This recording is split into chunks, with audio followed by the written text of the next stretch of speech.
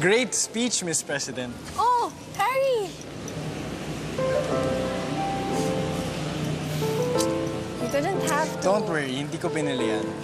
Just thought you'd like it. Come on, open it.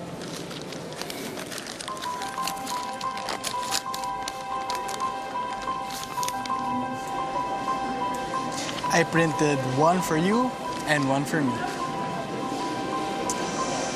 Your life story is one of the best stories I've read. You inspired a lot of us today. Thanks, Harry. Keep inspiring others, Sophie.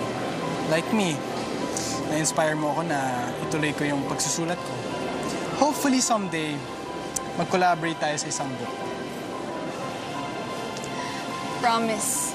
I will wait for that day, Miss President. Hihintayin kita. Harry! Oy! Kaz! Picture? Kaz! Alright, let's go. Kaz! Let's just... Oh, Kaz! Wow! Hashtag hopeless romantic. Congrats sa speech, ha? I really love it.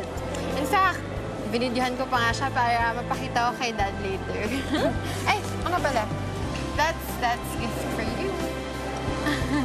Tara, let's open it na. Okay? Ano kaya to?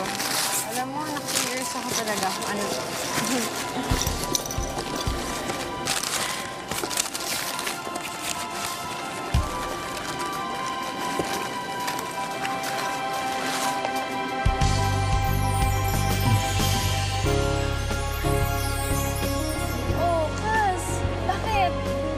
Nice naman, ah.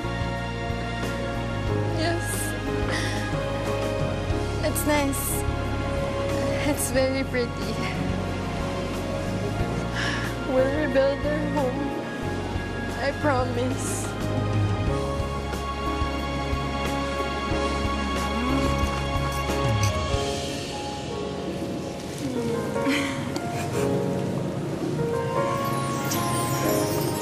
Sophie, ah. Sige. Oh, wait lang, I'll just... Sige. Let's go. Yes, Dad. Ang ganda naman. Ang galing naman ng dad mo.